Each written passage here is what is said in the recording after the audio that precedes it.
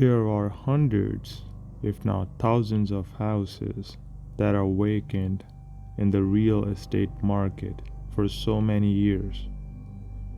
There are reasons for houses not to sell within a good time frame, which can be anything from the location, transportation, and how far the houses are from general stores and markets. But for the houses which are vacant for years, and even the skilled real estate brokers who have so much experience get their hands on those houses to sell them in the market within a year or so, failed at the end. The reason for a majority of these houses are their background stories. Some of them had gruesome murders took place, and some of them are believed to be haunted and became legends in the history of paranormal.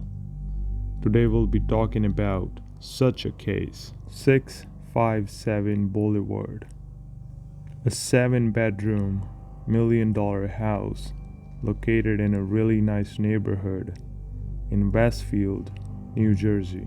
This 3,869 square feet house was built back in 1905. Husband and wife, Derek and Maria Broaddus, bought this house just after Derek celebrated his 40th birthday, and their 3 kids along with them were already debating which of the house's fireplace Santa Claus would use. Maria Broaddus was raised in Westfield, and she knew that area very well, and the house was actually a few blocks from her childhood home. On the other hand, Derek grew up working class in Maine, then moved his way up the ladder at an insurance company in Manhattan, New York, to become a vice president with a salary large enough to afford the $1.3 million house. Once the Broaddus family moved in, everybody was really excited and happy to explore this house and to be in that big open environment with so many open windows and a view of their surroundings. One night in June 2014, Derek had just finished an evening of painting at his new home in Westfield, New Jersey. When he went outside to check the mail, there was a card-shaped envelope. It was addressed in thick, clunky handwriting, and it said, "The new owner," and the typed note inside began warmly, quote, "Dearest new neighbor at 657 Boulevard, allow me to welcome you to the neighborhood." Now at this time, Derek and Maria had closed on the 6-bedroom house at 657 Boulevard only 3 days earlier and were doing some renovations before they even moved in. So there wasn't much in the mail except a few bills and that white card-shaped envelope. But as Derek kept reading the letter from his new neighbor, it took a turn. The writer asked, "How did you end up here? Did 657 Boulevard call you to, with its force within?" And the letter went on like this. 657 Boulevard has been the subject of my family for decades now, and as it approaches its 110th birthday, I have been put in charge of watching and waiting for its second coming. My grandfather watched the house in the 1920s, and my father watched in the 1960s. It is now my time. Do you know the history of the house? Do you know what lies within the walls of 657 Boulevard? Why are you here? I will find out.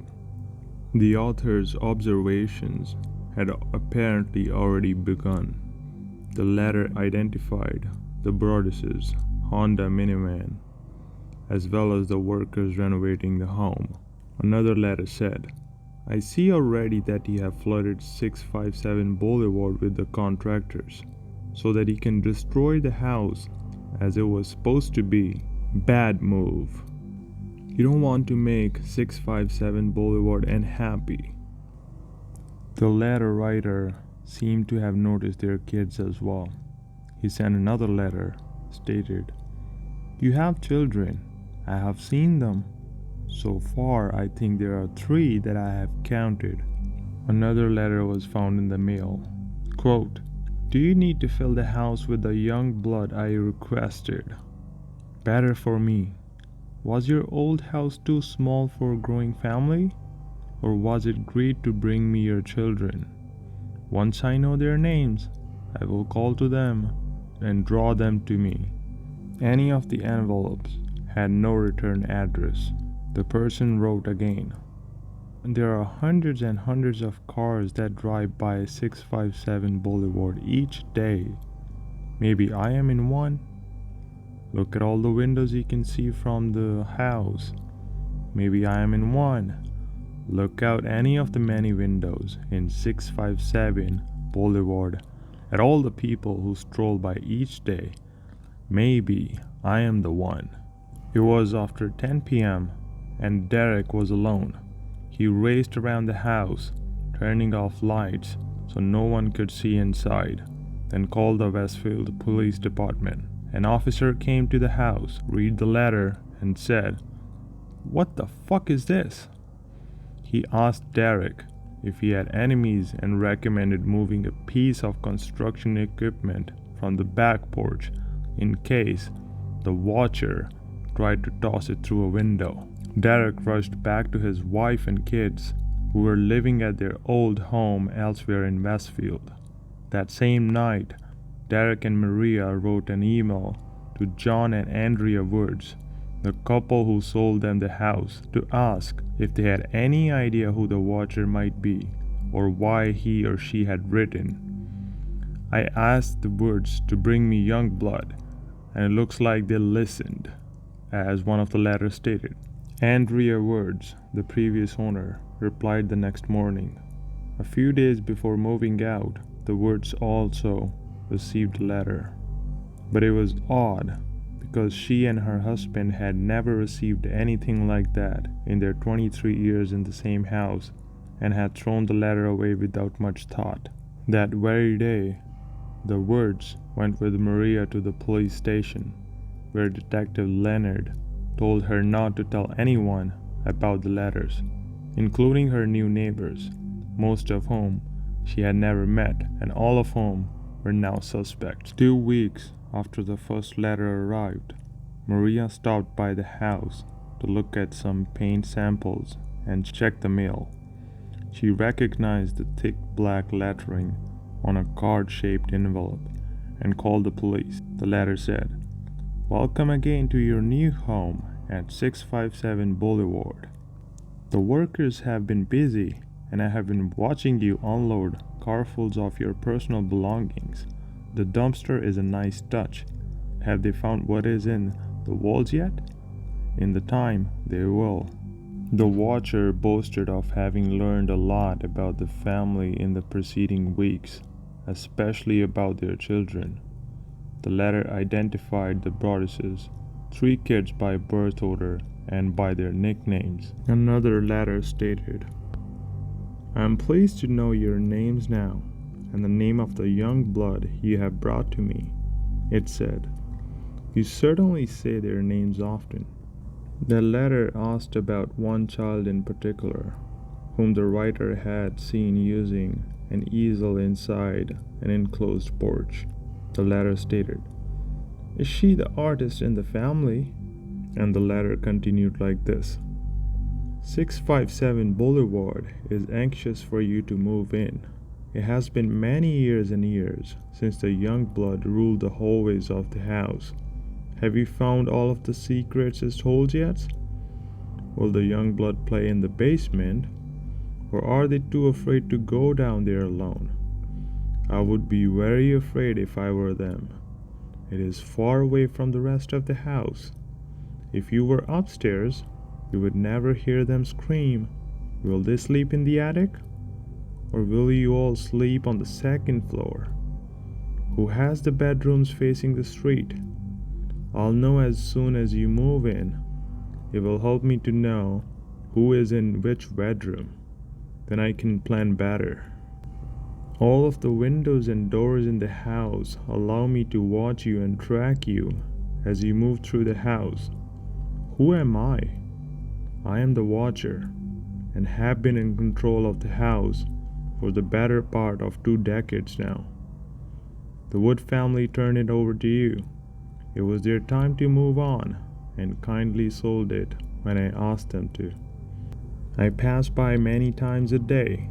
657 Boulevard is my job, my life, my obsession. And now you are two Broaddus family. You are also my job. Welcome to the product of your greed.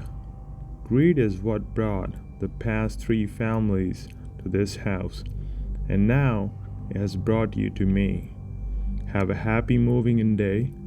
You know I will be watching. At one point, Derek was chatting with John Schmidt, who lived 2 doors down, and Schmidt told him about the Langfords, who lived between them. Peggy Langford was in her 90s, and several of her adult children, all in their 60s, lived with her. The family was a bit odd, but harmless. The neighbor described one of the younger Langfords, Michael, who didn't really work and had a beard like Ernest Hemingway. When Derek told Leonard about the family, he said he already knew, and a week after the first letter arrived, Leonard brought Michael Langford to police headquarters for an interview. Michael denied knowing anything about the letters, but the Broadduses say that Leonard told them that the narrative of what he said matched things mentioned in the letters. Leonard lost his temper, and he said, "This isn't CSI Westfield. This isn't like when the wife is dead, it's the husband." But there wasn't much hard evidence. Broaddus family became very frustrated. Derek set up webcams in his house and spent nights crouched in the dark, watching to see if anybody was watching the house at a close range. They also employed a private investigator who staked out the neighborhood and ran background checks on the Langfords, but didn't find anything noteworthy. Derek reached out to a former FBI agent who served as the inspiration for Clarice Starling in The Silence of the Lambs. They were on a high school board of trustees together, and they also hired Robert Lenihan, another former FBI agent, to conduct a threat assessment. Another letter arrived. "The house is crying from all of the pain it is going through. You have changed it and made it so fancy. You are stealing its history. It cries for the past and what used to be in the time when I roamed its halls. The 1960s were a good time for the house, when I roamed from room to room, imagining the life with the rich occupants there. The house was full of life and young blood. Then it got old, and so did my father. But he kept watching until the day he died. And now I watch and wait for the day when the young blood will be mine again." By the end of 2014, the investigation had stalled. The watcher had left no digital trail, no fingerprints, and no way to place someone at the scene of a crime that could have been hatched from pretty much any mailbox in northern New Jersey. Finally, Derek and Maria had sold their old home, so they moved in with Maria's parents while continuing to pay the mortgage and property taxes on 657 Boulevard. As Derek said, "I had to do things like shovel the driveways. Just picture that little indignity. I'd go at 5 in the morning, then come back and do it again at my in-laws." They told only a handful of friends about the letters, which left others to ask why they weren't moving in. They said it was because of legal issues. 6 months after the letters arrived, Derek and Maria decided to sell the house. They initially listed it for more than what they paid to reflect the renovations they'd done, but that area was more gossipy than suburban New Jersey real estates, and rumors had already begun to swirl about why the house sat empty. One broker emailed to say her client loved it, but that there are so many unsubstantiated rumors flying around, ranging from sexual predator to stalker, that they need to know more. Derek and Maria thought about what they would have done had the previous owners told them about their letters from the Watcher. According to the previous owners, they stated, "We certainly never felt watched," Andrea Woods told them. They said that they rarely even locked the doors. The story went viral. News trucks camped out at 657 Boulevard, and one local reporter set up a lawn chair to conduct his own watch. Derek and Maria got more than 300 media requests, but with advice from a crisis management consultant referred by one of Derek's colleagues, they decided not to speak publicly to spare their kids even more attention. Eventually, Derek and Maria sat down with their children to explain the real reason they hadn't moved into their home. The kids had plenty of questions. Who is the Watcher? Where does this person live? Why is this person angry with us? To which Derek and Maria had few answers. Can you imagine having that conversation with a 5-year-old? Derek told me. Your town isn't as safe as you think it is, and there's a boogeyman obsessed with you, as stated by the reporter. The Watcher was a real-life mystery to solve. A group of Reddit users obsessed over Google Maps Street View, which showed a car parked in front of the house that one user thought had a man holding a camera in the driver's seat. There was a range of proposed suspects, included a jilted mistress, a spurned realtor, a local high schooler creative writing project, and mall goths having fun. As police looked into the case again, they discovered something surprising. Investigators had eventually conducted a DNA analysis on one of the envelopes and determined that the DNA belonged to a woman. Investigators decided to look more closely at Abby Langford, Michael's sister, who worked as a real estate agent. Was she upset about missing a commission right next door? And investigators coordinated with a security guard there to nab her plastic water bottle during a shift. But investigators says the DNA sample was not a match. Not long after, the prosecutor's office gave Derek and Maria some unexpected news. They wouldn't say why or how, but they had ruled out that the Langfords are the suspect. Derek and Maria were stunned. They had recently told the prosecutors that they planned to file civil charges against the Langfords and wondered if the prosecutors were lying to prevent the story from blowing up again. Sandy Langford mentioned that my family moved to the Boulevard in 1961 and we never caused a problem for anybody. And now this guy gets all these letters and all of a sudden people are just pointing fingers at them. The investigators and the Westfield police were also back at square one again. The cops asked Andrea Woods for a DNA sample and interviewed her 21-year-old son, who was surprised to find that he suddenly seemed to be a suspect. One night, investigators were sitting in the back of a van parked on Boulevard, watching the house through a pair of binoculars. Around 11 p.m., a car stopped in front of the house long enough for investigators to grow suspicious. Traced a car to a young woman in a nearby town whose boyfriend lived on the same block as 657. The woman told investigators that her boyfriend was into really dark video games. In one of the video games, he was playing as a specific character called the Watcher. As for the female DNA, investigators figured that it's his girlfriend. She's trying to put it on his boyfriend just so that she cannot be a suspect. Her boyfriend was living somewhere else at the time, but investigators says that he agreed to come in for an interview on 2 separate occasions. He didn't show up either time. Investigators didn't have enough evidence to compel him to appear, and with the media attention at the time was dying down, so they dropped the case and moved on.